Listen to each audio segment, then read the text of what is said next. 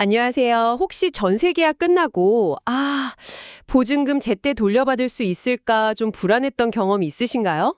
오늘은 바로 그 걱정을 덜어줄 수 있는 정보인데요. 한국주택금융공사, 우리가 보통 HF라고 부르죠.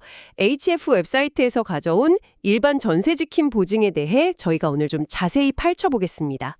당신의 소중한 전세 보증금 어떻게 안전하게 지킬 수 있을지 같이 한번 알아보시죠. 네, 이게 뭐냐면요. 아주 간단하게 말해서 계약이 끝났어요. 그런데 집주인이 정당한 이유 없이 보증금을 안 돌려줘요. 그럴 때 이제 주택금융공사가 대신 임대인 대신 세입자한테 보증금을 먼저 내어주는 그런 제도입니다. 세입자분들의 주거 안정을 위한 일종의 안전망이라고 생각하시면 될 것 같아요. 안전망이군요. 정말 필요한 제도 같은데요. 그럼 가장 먼저 누가 이걸 이용할 수 있나요? 그 자격 조건부터 좀 짚어주시죠. 네, 일단 제일 중요한 건 역시 보증금 액수겠죠. 수도권 거주하시면 7억 원 이하, 그리고 그 외 지방 지역은 5억 원 이하여야 합니다. 그리고 계약 시점도 중요한데요. 2020년 4월 1일 이 날짜 이후에 맺은 임대차 계약이어야 하고 계약 기간은 1년 이상이어야 하고요. 네, 보증금 액수와 계약 날짜. 그렇죠. 그리고 당연히 세입자로서 기본적인 법적 보호 요건이 있잖아요. 그 대항력이랑 우선 변제권, 이건 기본으로 갖추셔야 합니다. 점유하고 전입신고하고 확정일자 받고 이 세 가지는 필수죠. 네, 대항력, 우선 변제권 확보는 기본이고 혹시 추가적인 조건 같은 것도 있을까요? 네, 몇 가지 더 있어요. 신청하시는 날 기준으로요. 이미 HF의 다른 전세자금 보증을 이용하고 계시거나 아니면 이 지킴 보증이랑 전세자금 보증을 같이 동시에 신청하는 경우에 가능합니다. 기존의 HF 상품 이용자거나 동시에 신청해야 하는군요. 네. 그리고 그 대상 주택 가격도 보는데요. 12억 원 이하여야 하고요. 또 중요한 게 그 집에 압류나 가압류 같은 거 있잖아요. 그런 권리 침해가 없어야 해요. 깨끗한 상태여야 한다는 거죠. 조건이 은근히 좀 있네요. 이걸 다 만족한다면 신청은 언제 또 어떻게 해야 하는 건가요? 시기를 놓치면 안 될 것 같은데요. 맞습니다. 타이밍 중요해요. 임대차 계약 기간이 절반 이상 남아있을 때, 그러니까 계약 기간의 딱 절반이 지나기 전에 신청하셔야 합니다. 절반 지나기 전. 네. 네. 서류는 생각보다 간단한 편인데요. 본인 신분증이랑 주민등록 등본, 그리고 확정일자 딱 찍힌 임대차 계약서 원본이랑요. 현재 누가 살고 있는지 확인하는 서류, 전입세대 확인서, 이 정도 준비하시면 됩니다. 서류는 비교적 간편하네요. 그럼 제일 궁금한 부분일 수 있는데 보증 한도는 어떻게 돼요? 보증금 전액을 다 보장해 주는 건가요? 원칙은 전액 보증인데요. 당연히 한도는 있습니다. 아까 말씀드린 지역별 한도 있잖아요. 수도권 7억, 지방 5억. 그거랑 주택가격의 90%에서 선순위 채권을 뺀 금액, 이 둘 중에 더 적은 금액까지만 보증이 됩니다. 주택가격 90%에서 선순위 채권을 뺀 금액. 여기서 선순위 채권이라는 말이 좀 어렵게 들리네요. 이게 정확히 뭔가요? 그렇죠. 선순위 채권. 이게 뭐냐면 쉽게 말해서요. 나보다 먼저 그 집으로 돈을 받을 권리가 있는 다른 빚들이 얼마나 있냐 이겁니다. 나보다 먼저 돈 받을 빚. 네. 예를 들어서 집주인이 집 담보로 대출받은 게 있다거나 아니면 나보다 먼저 들어온 다른 세입자의 보증금 같은 거요.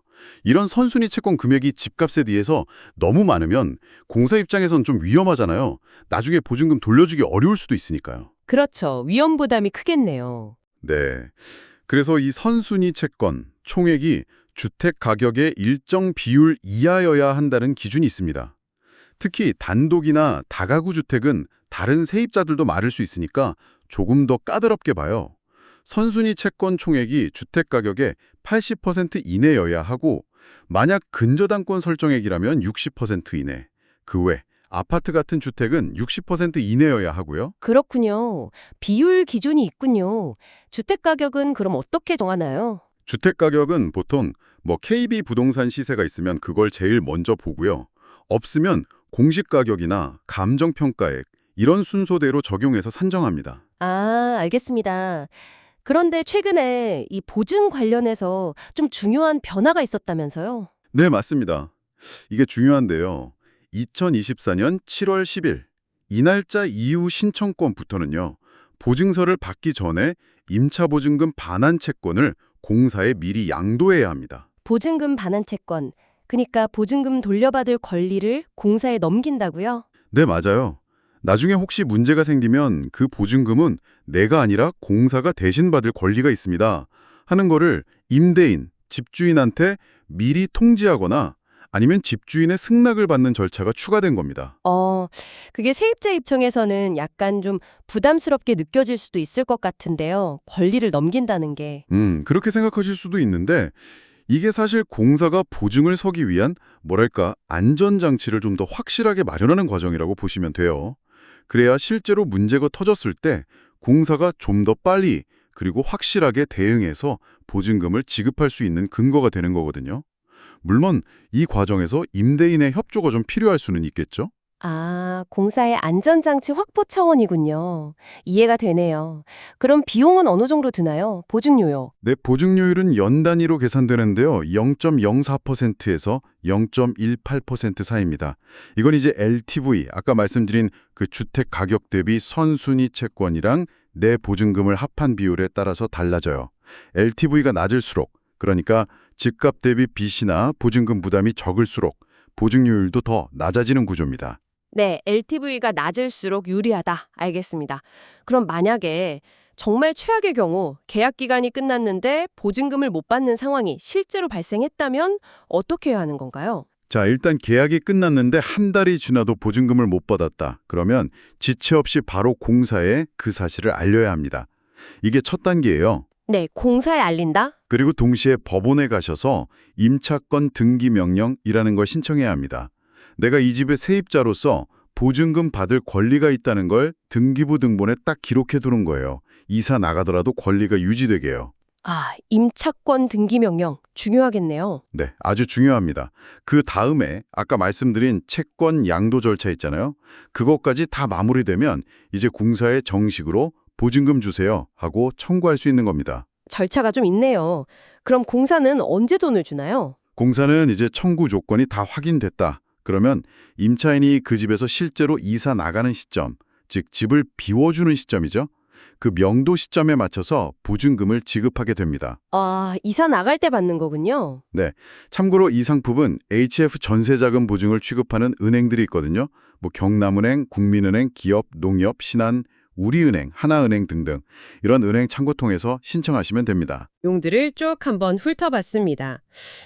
요약하자면 정해진 요건들을 잘 충족하면 이 전세 보증금 문제 때문에 밤잠 설치는 일은 막아줄 수 있는 꽤 든든한 제도다. 이렇게 정리할 수 있겠네요. 네, 맞습니다. 분명 유용한 제도인데요.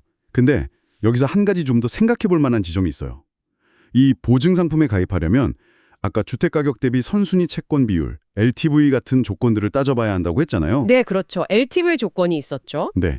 근데 사실 이런 정보들, 특히 뭐 선순위 채권이 얼마나 있는지 같은 것들은 세입자가 계약하기 전에 혼자서 정확히 파악하기는 이게 현실적으로 꽤 까다로울 수 있거든요. 맞아요. 개인이 알기 쉽지 않죠. 그렇죠.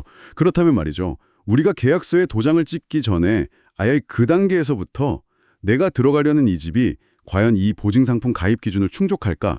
이걸 미리 좀 꼼꼼히 따져보는 건 어떨까요? 단순히 그냥 나중에 보증 가입해야지 이게 아니라 그 가입 가능 여부를 따져보는 과정 자체가 혹시 모를 사태에 대비할 수 있는 안전장치를 미리 확인하는 거잖아요. 더 나아가서 그 집 자체의 어떤 재정적인 안정성, 이걸 미리 점검하는 중요한 기회가 될 수도 있지 않을까 싶습니다. 장기적으로 봤을 때 당신에게 이게 얼마나 더 중요하고 유리한 선택일지 이 부분은 한번 진지하게 고민해 보시면 좋겠다는 생각이 듭니다.